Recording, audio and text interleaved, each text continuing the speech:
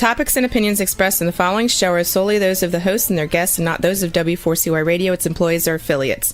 We make no recommendations or endorsements for radio show programs, services, or products mentioned on air or on our web. No liability, explicit or implied, shall be extended to W4CY Radio or its employees or affiliates. Any questions or comments should be directed to those show hosts. Thank you for choosing W4CY Radio. Welcome to the Ask the Expert Show on W4CY Radio and Talk4 TV, where we bring you educational information from experts on such topics as legal, health, financial, and home improvement. Now sit back and listen to our experts in community association law, estate planning law, tax relief, Medicare, public insurance adjusters, neuropathy treatment, business brokers, and personal injury law, along with many other topics. Now here's your host for the last 17 years, Steve O. Florida, welcome to another Ask the Expert show, where we bring you the greatest experts in the fields of legal, health, financial, and home improvement. I was working on my show today for show prep yesterday, and I got an email from a listener and said, "What is your favorite show?" And I started thinking about it because we do about 25 shows a month. And I started thinking about it, and this morning's show is like my favorite. In fact, it's one of the few shows we allowed to come on not once, but twice a month. I think the topics are so important to what's going on, but this is truly my favorite show. Let me introduce you to our great expert, Ray Farrar of Provise Management Group. Good morning, Ray. Good morning, Stephen, and another Monday morning. We're in the middle of July. I'm trying to figure out it was just January. It's amazing how fast time goes by. I got to tell you, were you able to hear my opening? I did, and thank you very much for those very nice comments. Oh, good. I appreciate the compliments. Well, it's truly deserved, Ray, and I truly love doing the show with you. The only problem is it goes by so fast before we know it, the show's over. But, looking back at all these new people who are joining our show from TikTok, it's amazing, and the likes that we're getting. So if you don't mind, tell people about Provise Management Group. Sure. Provise Management Group is a 40-year-old financial planning and investment management firm with the emphasis on financial planning. We have offices in Clearwater and Tampa, Florida.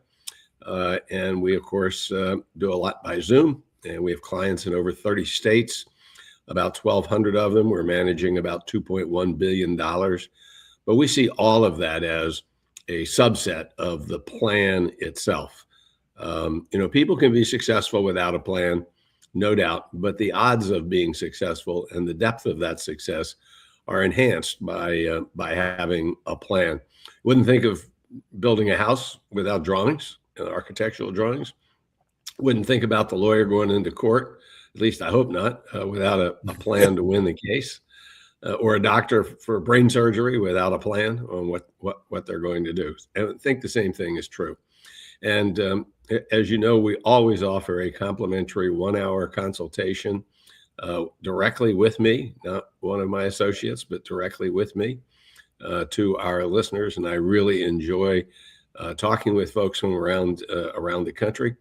All they have to do is to send an email to info at Provise, PROVISE.com, or faster and better, just give us a call at 1-800-633-3049. That's 800-633-3049. And be happy to set up that 1-hour complimentary consultation. Ray, I'm going to tell you something. Please don't hold this against me. But, there was a guy by the name of Jimmy the Greek. And he was noted for his sports predictions. And a lot of times he was right. And I got to tell you, there's no way anybody in your business can be right 100% of the times. But I got to compliment you, Ray. We talk about things that you're kind of predicting that might happen. I got to tell you, most of the time, Ray, you're right. Well, it's nice to be right, and I don't mind admitting when I'm wrong. And I suspect that you're referring to my more recent prediction, which I did on our last show, right after SpaceX came out. It came out at $135 a share, and the first trades were done somewhere around $160 a share, and the stock shot up to somewhere in the 225, 230 range at its height. And I said to you and to our audience a couple of weeks ago that my thought is that between now and the end of the year, that SpaceX stock would sell at a price below its initial offering price of $135 a share. And last week, it ended up selling at about $123, $124 a share. The enthusiasm wore off. People began to realize the difficulties that are faced in that business, and the time it's going to take to be successful. And so reality is setting in. And I said, in our opinion, the stock was not worth the $1.7, $1.8 trillion. We said it was probably worth about half that. Still think that's true, and we'll see if the stock begins to reflect that at some point. It's a classic example. A lot of people ask me, why, if you are an insider and the stock goes public, can't you sell right away? Well, the reason is exactly what we've seen with SpaceX. The euphoria kicked the stock up to the 225, 230 level. And if they could have sold then, they would have made a lot of money and become, instant real millionaires with real money in the bank, as opposed to owning the stock. But now it's back down almost, well, it is $100 less than it was just a few weeks ago. So insiders typically have to wait at least 6 months before they're able to sell their shares. There are some limited exceptions to that, but generally that's the case. And you've seen exactly why, given SpaceX. Not going to make any more predictions about it. I'll take my wins and go home. Hey, Ray, what's going on with oil prices? They're shooting back up again. Well, shooting up and then the shooting down again this morning. Yes. It just depends on how many missiles get fired, how many times Iran says, well, we're going to walk away from the talks. And then now recently, earlier today, they said that they likely would resume the conversation with us around some type of a peace agreement. And oil is going to continue to vacillate. But I think the worst of the oil shock at this point is behind us, not in front of us.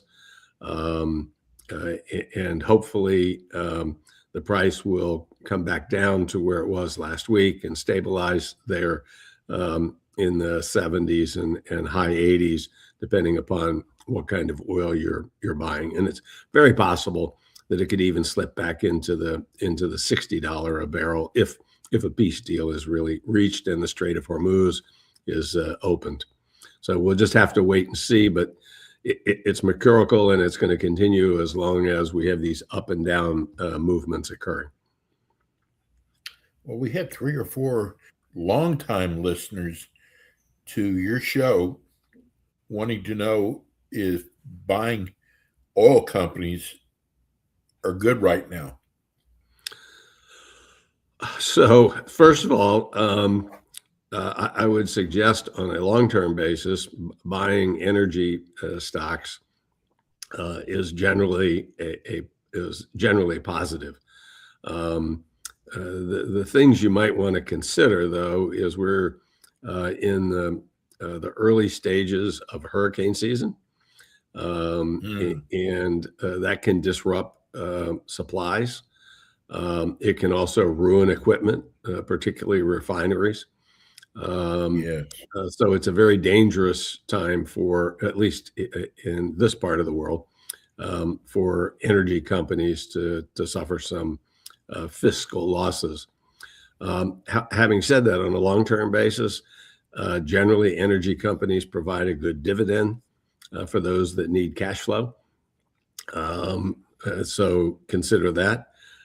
Consider dollar cost averaging going into the stock. Don't just go out and buy a whole bunch of it today. If you're going to invest, X number of dollars into energy, diversify it into a couple of different companies, dollar cost average your way in, buy small pieces over a period of time.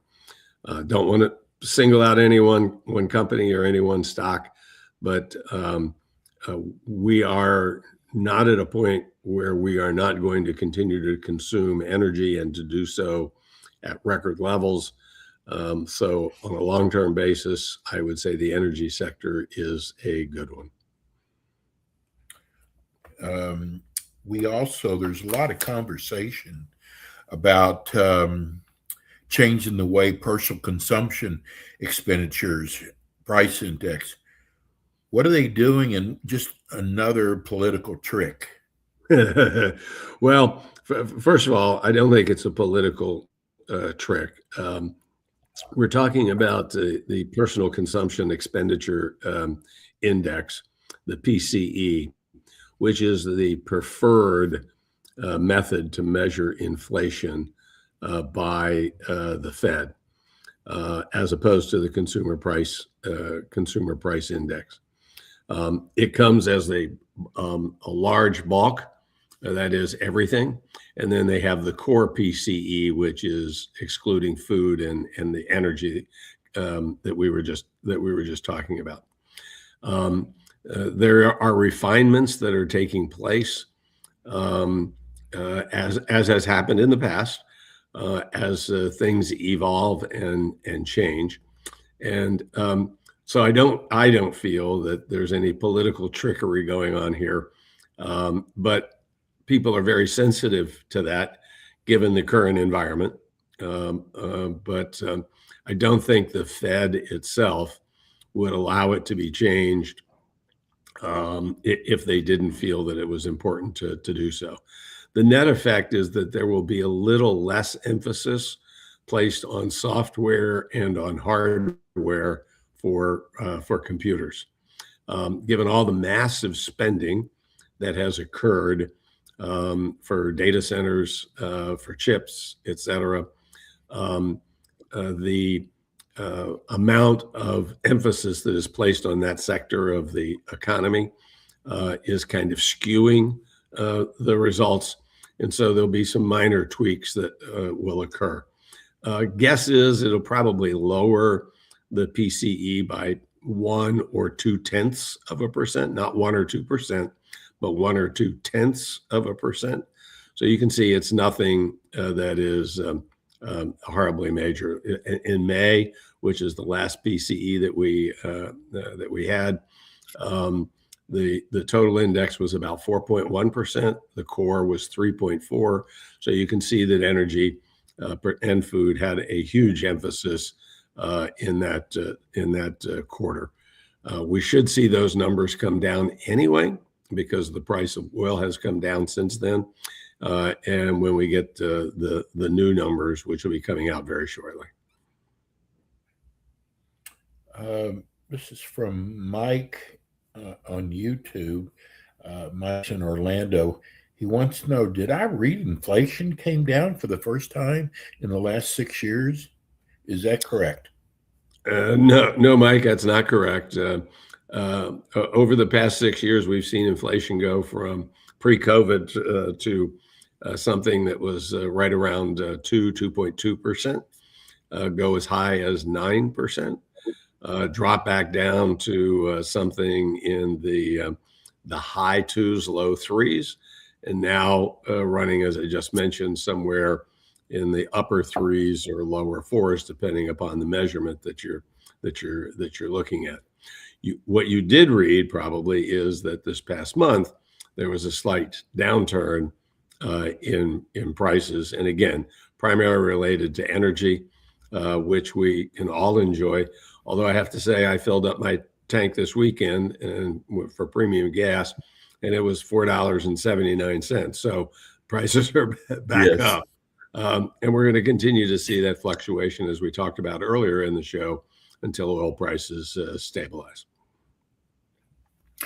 Ray, we got to talk about, because it just started July 4th, are the Trump accounts. And this was created about a year ago. Is this a good way for people to save and invest money?